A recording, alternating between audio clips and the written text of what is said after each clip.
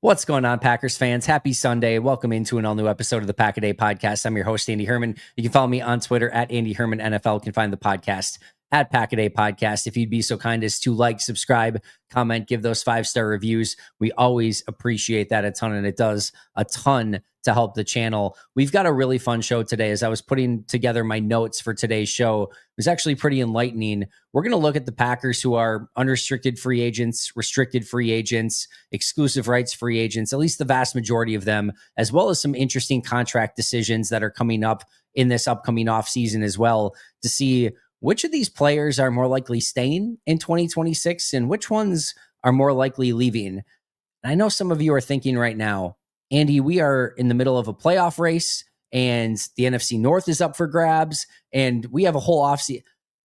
You guys know, for those of you who've been here long enough, I will say it a million times. I'll say it again right now.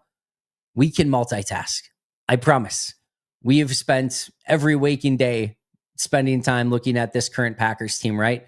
Today on this Sunday, where there's, again, not much going on from a Packers standpoint, we can take a small peek ahead and look at which of these Packers right now, again, are maybe fighting for a spot where they are looking for a contract in Green Bay, or again, maybe elsewhere where they have a lot to play for the remainder of this season. And the other thing too is we love these players, right? We get attached to these players. Which of these Packers might you be watching for the last 5, 6, 7 times, as maybe more than that if they can hopefully make a run to the Super Bowl, but as members of the Green Bay Packers? So we're going to take a moment to do that today. Before we get there, we get a blissful, beautiful Sunday of football, completely stress-free, win in hand against the Lions already, and not a ton at stake in this Sunday of football game. So we get to just relax and enjoy. There are 3 games that, if you're looking for a rooting interest, that you would probably prefer go one way for Green Bay. You want the Browns to beat the 49ers. That can help you in some wild card scenarios. You want the Vikings. I know you don't want the Vikings to beat the Seahawks. You do want the Seahawks to lose, but you don't necessarily need to cheer for the Vikings to win. You can cheer for the Seahawks to lose, but the Seahawks losing is better if you're looking at opportunities for number 1 seed, or even just some seeding opportunities where you can get ahead of Seattle. That's the better result there. And then Panthers over Rams is the big one. If you're looking for that opportunity to become the number 1 overall seed, you're going to need some Rams losses along the way. This would be a nice one to have with them playing the Panthers. Not great teams to have to cheer for, right? The Browns, the Vikings, and the Panthers. I know what you're thinking. Yes, the Packers did lose to the Browns and the Panthers, so maybe the 49ers and Rams can do the same. We'll see. But those are the 3 teams you're cheering for. The Panthers over the Rams, if that were to happen, Green Bay's odds right now of being the number 1 seed per the New York Times simulator are 8%. That jumps to 14 if the Panthers beat the Rams. If the Vikings beat the Seahawks, it goes from 8% to 10%. Just a little bit of a jump, but it's a jump nonetheless. And if the Panthers and Vikings were both to win, or maybe better said, if the Rams and Seahawks were both to lose, your odds of getting the number 1 seed go from 8% to 17%. So they more than double by that happening. So again, the teams you're cheering for: Browns over 49ers, Vikings over Seahawks, and Panthers over Rams. All right, before we get to our main topic and talk about, again, some of those free agents to be and some offseason decisions for Brian Gutekunst to make, want to give a shout out to Luigi's Pizza. Appreciate them sponsoring the show. Had the ultra thin crust pepperoni pizza on Thursday for Thanksgiving. Saturday, had the breakfast pizza.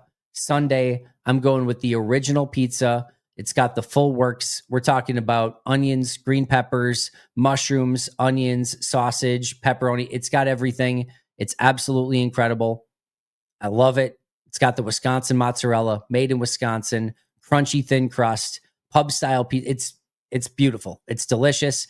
Every bite is enjoyable. The robust tomato sauce is perfect. Absolutely perfect. Those pepperonis are perfectly seasoned. You're going to want to get those Luigi's Pizza. We don't have a victory pizza to celebrate for this weekend. Guess what? You can still have one for Thursday. I promise it won't hurt you, especially if you had all the traditional Thanksgiving stuff. Well, the weekend is a great time to get that Luigi's Victory Pizza. And if you haven't done so already, make sure to do so. Check them out at luigispizza.com and on social media at Luigi's Pizza.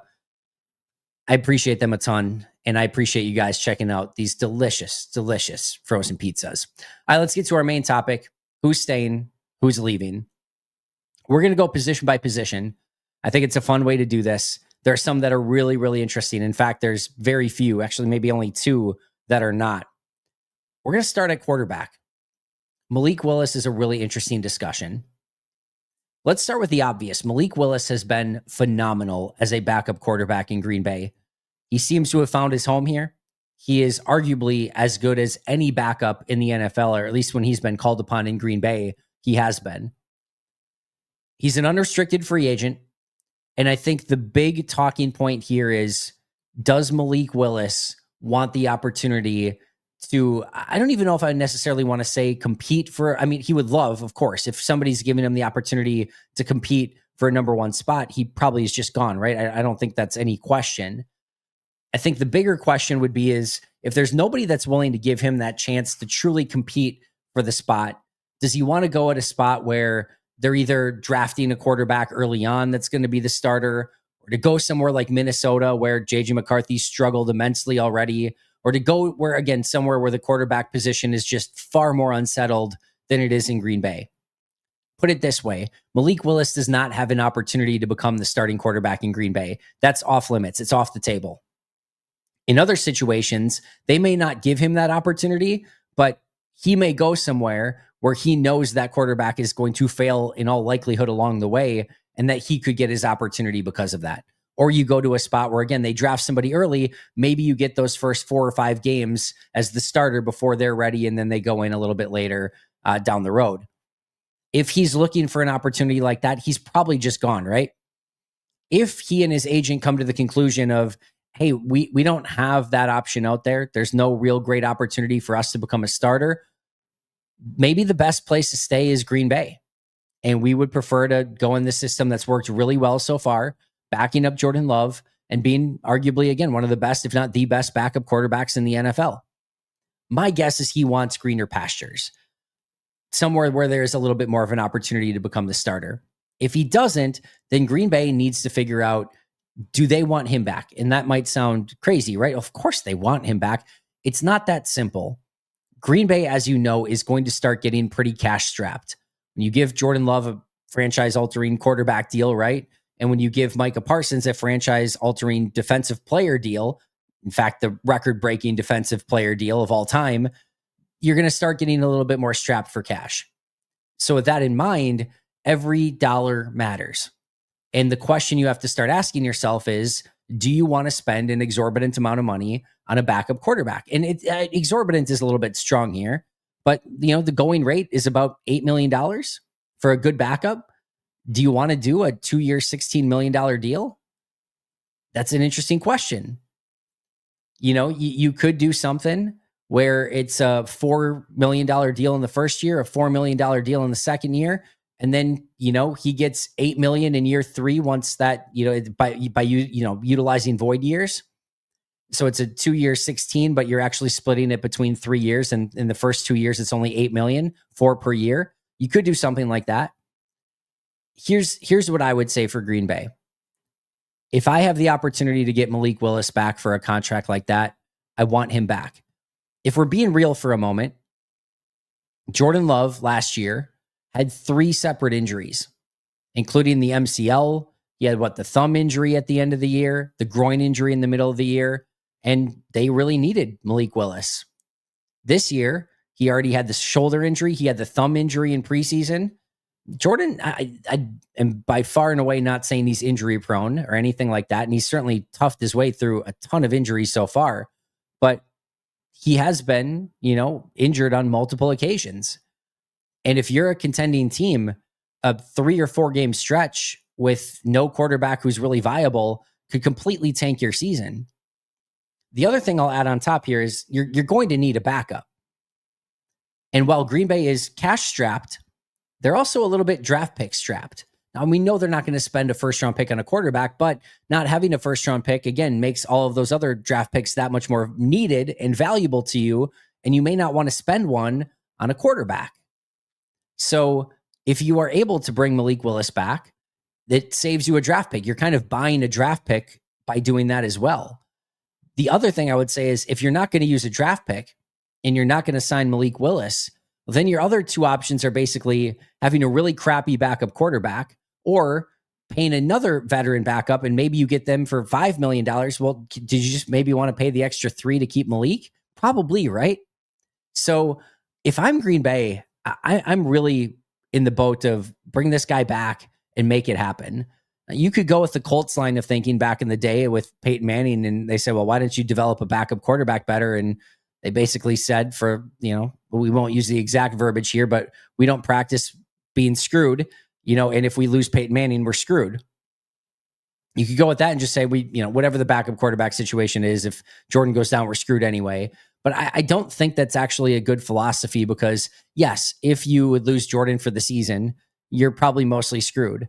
But if you lose Jordan for 6 weeks or less and you get Malik Willis to fill in, you're probably not screwed. You probably can stay afloat until Jordan comes back. And we've seen that already. If it's me, I'm taking a real run at bringing Malik Willis back. But again, the big question here is, does Malik want greener pastures and an opportunity to potentially get that starting job somewhere else? Running back is by far and away to me the most fascinating of these. It doesn't seem like it, right? Josh Jacobs is under contract. Marshawn Lloyd's under contract. Emmanuel Wilson and Chris Brooks are restricted free agents. We need to talk about Josh Jacobs first, though. $14.6 million cap hit next year. Only $6.25 million in dead cap. You would get an $11.5 million in savings in 2026 with a June 1st, designation. That's interesting. It sounds insane. I understand it sounds insane. Do I expect Josh Jacobs to be here next year? Absolutely. Do I think Green Bay is looking to move on from Josh Jacobs? No. However, Green Bay is usually looking at certain players, and when they get up there in age and have some wear and tear and things like that, to move on a year early rather than a year late. It does not seem like 2026 would be the year to do that and move on from Josh Jacobs, especially when we're going to talk about Emmanuel Wilson and Chris Brooks as restricted free agents here in just a moment, and you can't trust Marshawn Lloyd, and you have no other running backs, you have no salary cap space, or at least limited, and you don't have great draft picks, right? Or at least you're missing a first-round pick. It doesn't really seem to make any sense. If Green Bay were to say, though, hey, we've seen some signs of breaking down from Josh Jacobs, and running backs can age very quickly, and we maybe have seen just a little bit of a change in the explosiveness. I'm not saying that's 100% the case. I think you could make an argument that there's maybe a little bit of a decline in explosiveness from Josh Jacobs, maybe a little bit. Maybe it's just the offensive line, but I think maybe just a tiny bit. If Green Bay thinks, hey, there's a tiny bit now and there's going to be a little bit more next year, they maybe start having those conversations. I would bet like 98% that Josh Jacobs is back. I don't think it's a completely taboo off the limits conversation though. And I don't think it's a 100% lead pipe lock guarantee that he's back. It's an interesting conversation. When you have that much savings and you're paying $14.6 million for a running back at a position that in general, you over the years have been able to get by with, or at least find players at, right? It's an interesting conversation. And especially as you're fighting this salary cap fight that you're going to fight over the next couple of years. My bet is Josh Jacobs is back, but that cap number does make it interesting. My guess is what you'll see is pushing some of that salary into future years, which I'm not necessarily a fan of in this case, but that's probably what we'll see. The other thing that is worth noting here is Josh Jacobs, such a team leader as well, that his ability to not only be a great running back, but lead the team, be the locker room guy, I think is really important. My guess is Jacobs is back. Like, not breaking news, 98%, I'm sure, but just an interesting nugget there.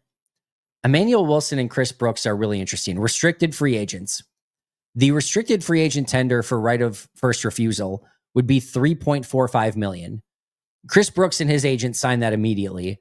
I'm pretty sure Emmanuel Wilson and his agent signed that immediately as well. 1 year, $3.5 million. And then you become an unrestricted free agent the following year.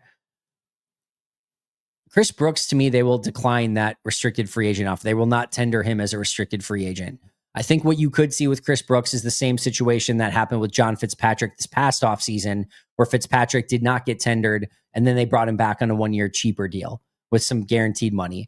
I would be willing to bet you that almost to a T, is exactly what happens with Chris Brooks.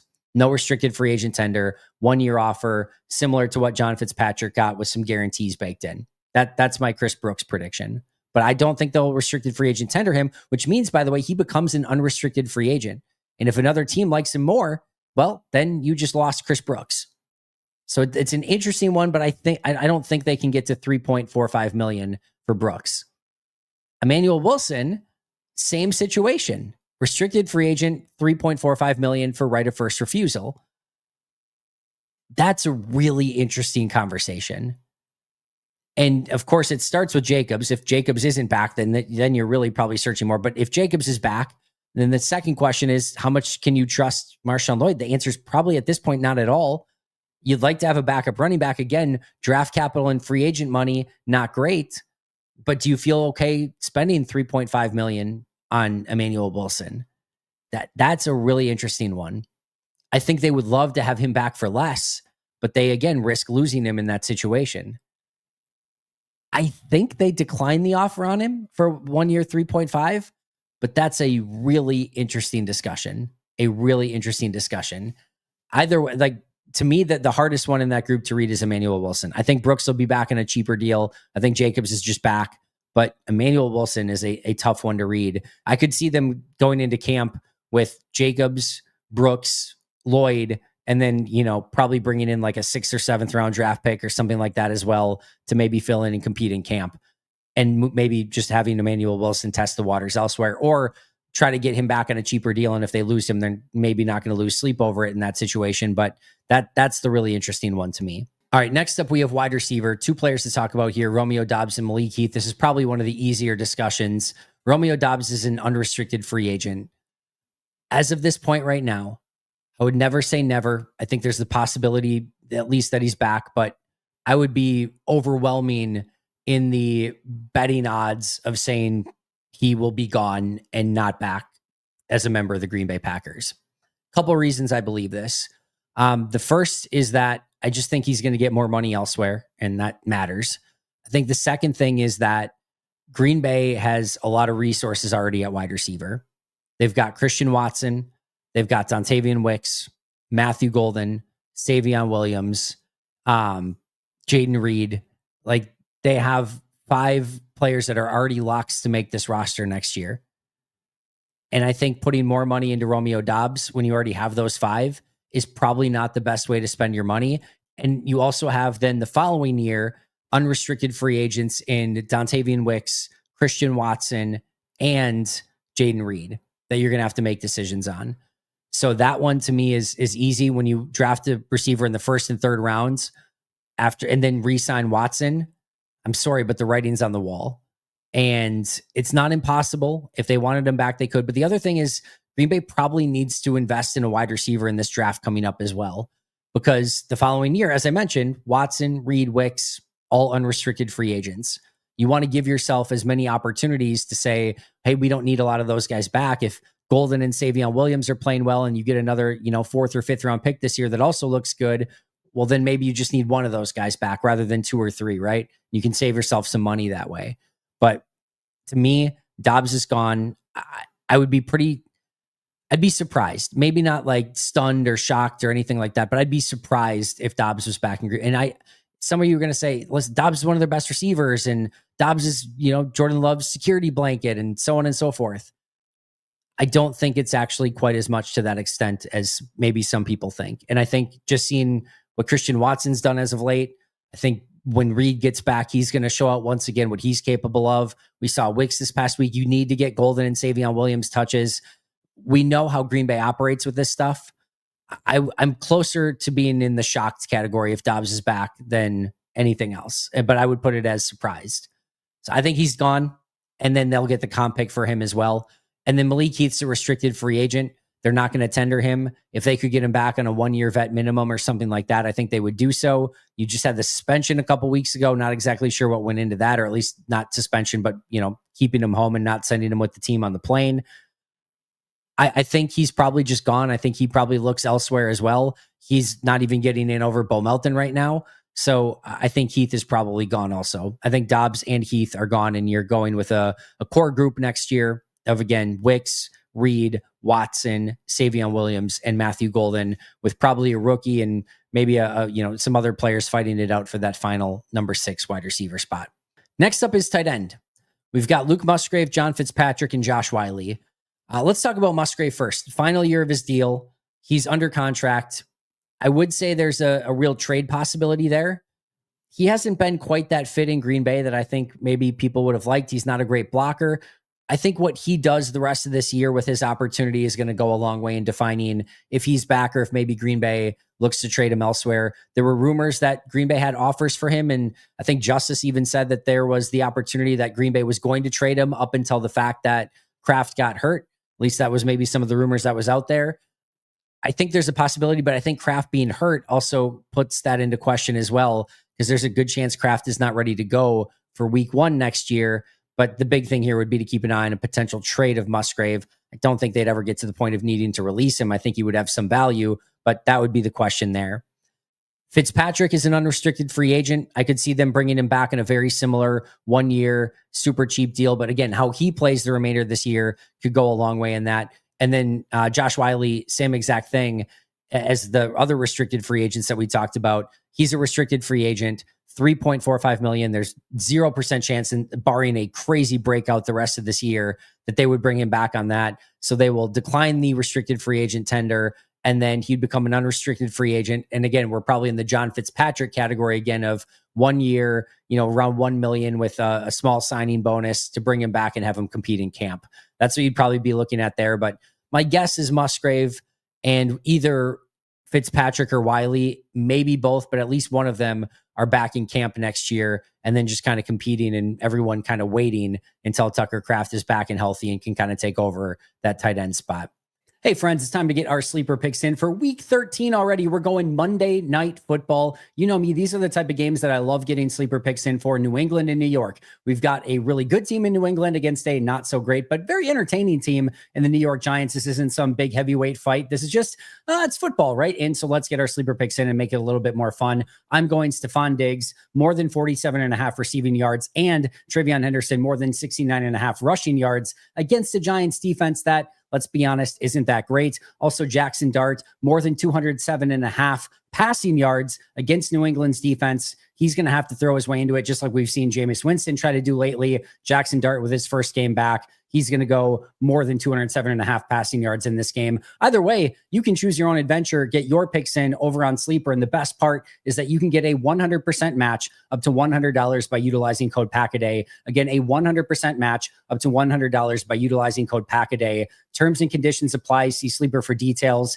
What are you waiting for? They're available in over 25 states nationwide. So get those Sleeper picks in right now. Offensive line. Rasheed Walker, Aaron Banks, Sean Ryan, Darian Kinnard, Elton Jenkins. We need to talk about all of them. Rasheed Walker is an unrestricted free agent. I think he's going to be gone. I don't think Green Bay is going to get in the bidding war of anywhere near 15 to 20 million on any sort of 3 or 4 year deal. I think some team will offer him crazy money because offensive linemen are really hard to find. And you already drafted his hopeful replacement in Jordan Morgan, who doesn't have a spot on the offensive line right now, who projects as a left tackle, and that opens up that spot. Whether Morgan can be good enough there to replace him, that remains to be a 2026, problem or thing to be seen. But I don't think they're going to be in the conversation for bringing Rasheed Walker back at the contract that he would need in order to get him back. So in my opinion, Walker is gone. Sean Ryan, I think how he plays at center goes a really long way the rest of the year in defining this. It does feel to me that every time even Sean Ryan looks like he's playing well, the Packers are already looking to get him out and put him in a competition and replace him. Doesn't seem like they ever have a ton of confidence in Sean Ryan. If he plays great at center, then maybe he's just your center next year. If not, I think he probably gets a John Runyon Jr., 3-year, $30 million type dollar deal from some other team. I think Green Bay says, thank you, but no thank you, and lets him go elsewhere. But I'll say one more time, how he plays at center could go a long way in defining whether or not he's back with Green Bay next year. Darian Kinnard's a restricted free agent. That's a really interesting one.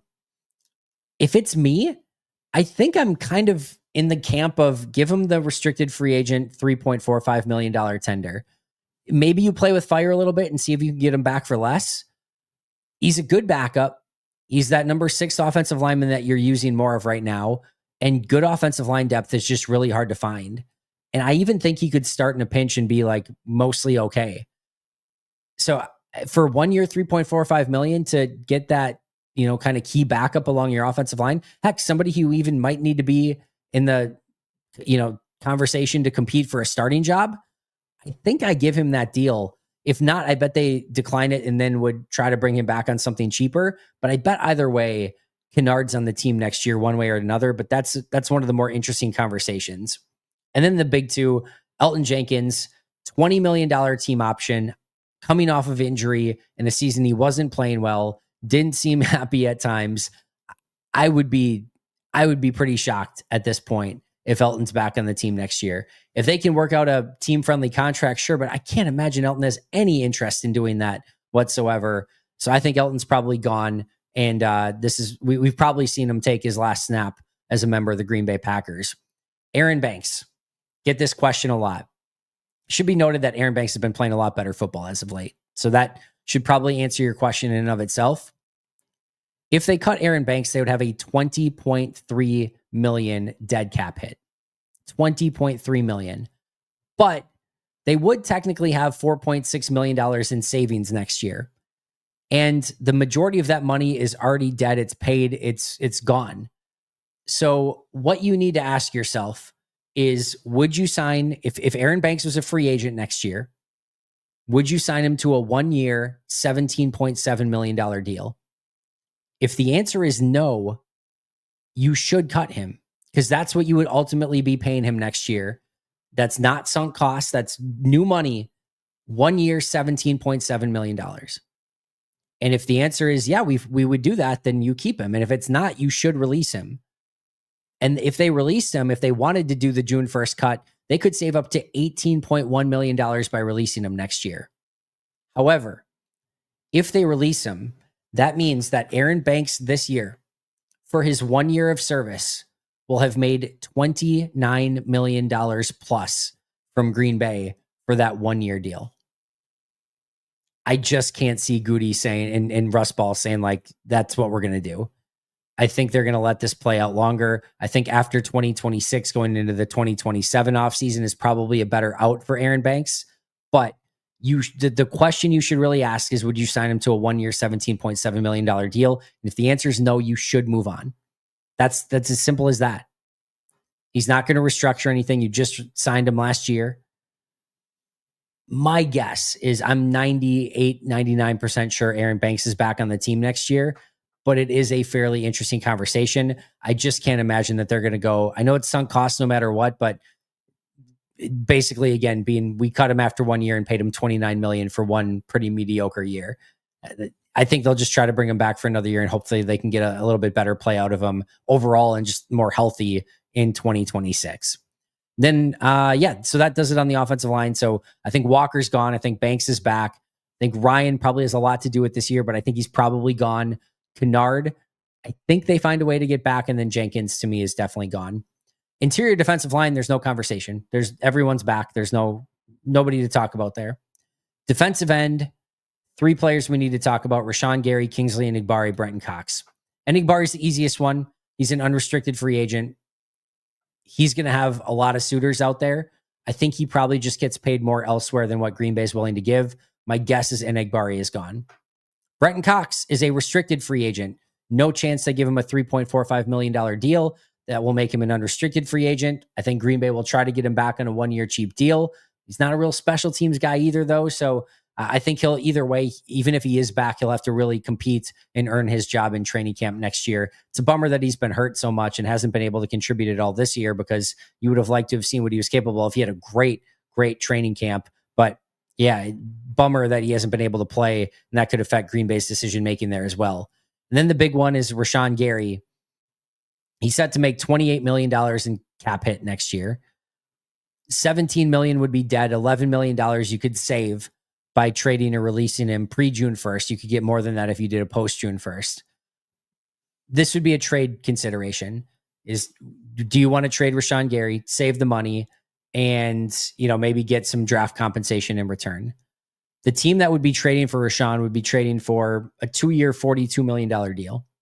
$19.5 million in the first year, $22.5 million in the second year. I think he has enough value for that. If it is, though, we're talking probably 5th round pick, I would guess. We're talking day 3 for sure, because they have to take on the contract, and Gary has not quite lived up to those numbers. I think he has value. Maybe I'm off. Maybe it's a 3rd. Maybe I'm off. Maybe it's a 7th. But I would guess somewhere more like 4th, 5th in that range. The question here is, if Enagbari leaves in unrestricted free agency, let's just put Brenton Cox to the side for the moment. Are you comfortable with going with Micah Parsons, LVN, Barron Sorrell, and Colin Oliver, who we know nothing about basically at this point? Now you could add a low tier free agent, maybe bring back a Brenton Cox, draft somebody in the 3rd, 4th, 5th, 6th round to give you another option there. But it certainly is a lot less depth if both Gary and Enagbari are gone. Could they trade Gary and then use the money to sign Enagbari? Sure, you could do that as well. It's possible, but they're going to have some real interesting conversations. I kind of think Gary is gone. I kind of think they find a way to save some of that money and maybe get a draft pick in return for it. Enagbari is a really interesting one. I think, again, somebody pays him more. And then Brenton Cox, again, probably a little bit more up for grabs maybe back on a cheap deal and have to earn his job in training camp. That's what I'd say there. But the Gary one is the real interesting one. And if he told me he was back, I wouldn't be surprised at all. But knowing where the salary cap is and just maybe not getting the ROI they were hoping with that deal, I could see a trade of Rashawn Gary very much in the potential cards coming up this offseason. Linebacker, pretty easy conversation here. Quay Walker's an unrestricted free agent. Nick Niemann is an unrestricted free agent. If they can get Niemann back on a 1-year vet minimum to be a special teams ace and kind of compete for a spot like that, I'm sure they would love to do so. Quay Walker's the big question. It's going to take about 15 to 16 million on about a 3 to 4, I would say probably a 3-year deal. So like 3 years, 48, 3 years, 45. The question, if you're Green Bay, would be, is he worth that? I think in general, yeah, the answer is yes. But Quay's had his ups and downs. The linebacker group the last 2 weeks with no Quay Walker did pretty well against Minnesota, did pretty well against Detroit. Isaiah McDuffie played well. And you go into an offseason with Edgerrin Cooper, Isaiah McDuffie, and Tyron Hopper. 3 pretty good linebackers. Do you need Quay Walker? Maybe yes, maybe no. I really like the duo of Walker and Cooper together. I think they make for a great tandem. But again, as you're getting in this money pinch, can you use that money better elsewhere and just use McDuffie, Hopper, and Cooper as your 3 primary linebackers? Probably. Your depth takes a hit, but at some point you probably want to give Hopper an opportunity too. I think that's a really interesting conversation. I kind of expected for a while now for that deal to get done. I still think it does, but it becomes more interesting by the day. If I had to guess right now, I think Quay is back, but that one's a real, I think 50-50 at this point in time. Corner, you've got Kamal Haddon and Nate Hobbs. Haddon's an easy conversation. He's an exclusive rights free agent. You get him on a 1-year vet minimum. That is a beautiful thing for Green Bay. Nate Hobbs is a very similar conversation to Aaron Banks. He's set to make $13.1 million next year against the cap. You would have $12 million in dead cap hit. So you'd only save 1.05 unless you did a June 1st designation. If you did a June 1st designation, you would save up to $9 million, a little over $9 million next year. You pay for it the following year, but you do get a little bit more savings next year. The question that you would have to have here is, do you want to sign him to a 1-year, $9.3 million deal? That's what you would be making in new money next year. If the answer is yes, then you keep him. If it's no, then you should cut him. Simple as that. 1 year, $9.3 million. If they were to release him, similar to the Aaron Banks situation, you would have paid him $18 million for this one injury-riddled year in Green Bay. $18 million. I don't think that's the reason, or the direction I should say, that Green Bay goes in. I think, again, after 2026 is probably where you look at potentially releasing Nate Hobbs. But I would guess that Hobbs is back. But it probably should be a conversation within the Packers organization, because I don't think they've got what they were hoping for, and there are ways to save some money and utilize that money elsewhere. It's an interesting conversation there as well. There's no safety conversation. All of the safeties are back. There's no one really to talk about there. At least the main ones. Zane Anderson. I didn't actually look at Zane. That's one I should probably look at really quick here. Zane Anderson is set to be a restricted free agent. All right, so I guess we do have one small conversation there, a restricted free agent. Similar probably conversation to some of the other ones. I don't think they tender him at the 3.5 million, but I think they try to get him back on a 1 year, 1.5 mil with, maybe 500K in signing bonus, something like that. And then, but the other thing would be is you've got X, you've got Evan Williams, Javon Bullard, Gaetano Ladapo. Do you need to put that money there? Probably not, but he's been such a core special teamer. I just think it makes sense to bring him back. I bet he ends up being back in Green Bay.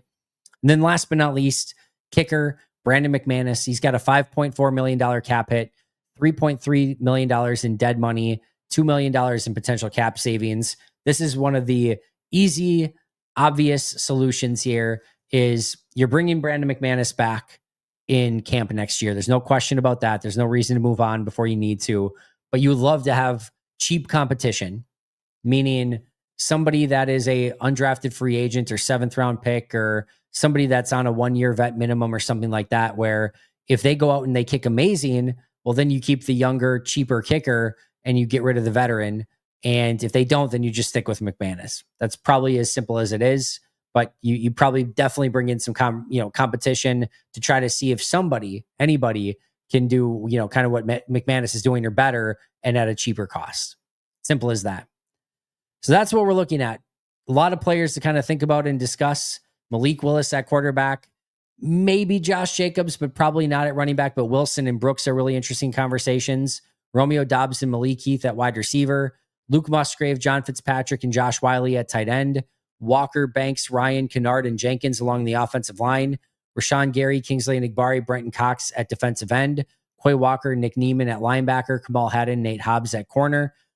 Zane Anderson at safety, and Brandon McManus at kicker. A lot of interesting decisions for Brian Gutekunst to make, and how he kind of makes those roster maneuvers and sets the team up moving forward is going to be worth keeping an eye on because it could go in a variety of different directions, and B, I just think very interesting as we start getting into this Packers offseason, hopefully past February in a Super Bowl run for Green Bay.